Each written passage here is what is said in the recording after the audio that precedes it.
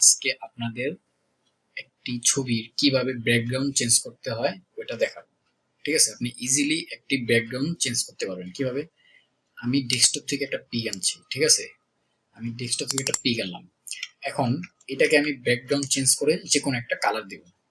তাহলে এটাকে কালার দেওয়ার, যদি ব্যাকগ্রাউন্ড চেঞ্জ করে কালার দিতে চান তাহলে এই লেয়ারটার উপর ডাবল ক্লিক করে ওকে দিবেন।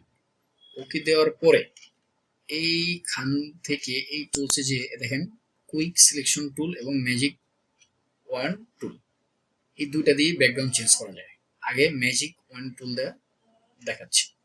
এটা ক্লিক করে আপনি জাস্ট এই সাদা ব্যাকগ্রাউন্ডে একটা ক্লিক করবেন এবং শিপ ধরে এই আরেকটা ক্লিক করবেন এবং দেওয়ার পর কিবোর্ডে ডিলিট বাটন প্রেস করলে দেখেন এটা ইজিলি কিন্তু এটা ব্যাকগ্রাউন্ড চেঞ্জ হয়ে গেছে এবং পিএনজি আকারে হয়ে গেছে। এখন এটাকে যদি কালার দিতে চান পিসে তাহলে কি করবেন, জাস্ট এখানে একটা লেয়ার নেবেন, লেয়ার নেওয়ার পরে লেয়ারটাকে কালার দিবেন, যেমন আমি এই কালারটা দিচ্ছি।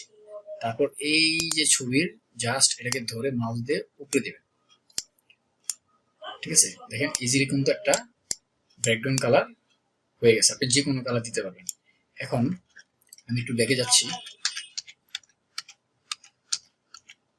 আমি ব্যাকে গেলাম। এখন কুইক সিলেকশন টুল দেয়া দেখাবো। কুইক সিলেকশন টুল দেওয়া হলো আপনি ক্লিক করার পরে একটু বড় করে নেবেন, ঠিক আছে, বড় করে নিয়ে জাস্ট এখানে ধরে ক্লিক করবেন এবং এটাকেও ধরে ক্লিক করবেন, সেম আগের প্রসেস।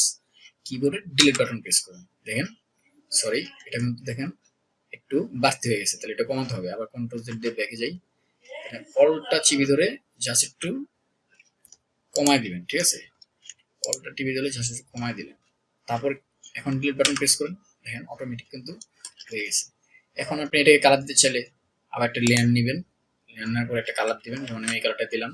তারপর এই ছবিটাকে ধরে এভাবে দেবেন। ঠিক আছে, এভাবে কিন্তু আপনি ইজিলি কিন্তু একটা পিকের ব্যাকগ্রাউন্ড চেঞ্জ করে কালার দিতে পারবেন। ঠিক আছে, আজকের টিপসটি যদি ভালো লেগে থাকে তাহলে অবশ্যই সাবস্ক্রাইব এবং লাইক দিয়ে পাশে থাকবেন। ঠিক আছে, আজকে ভিডিওটি এই পর্যন্তই। সবাই ভালো থাকবেন। আল্লাহ হাফেজ।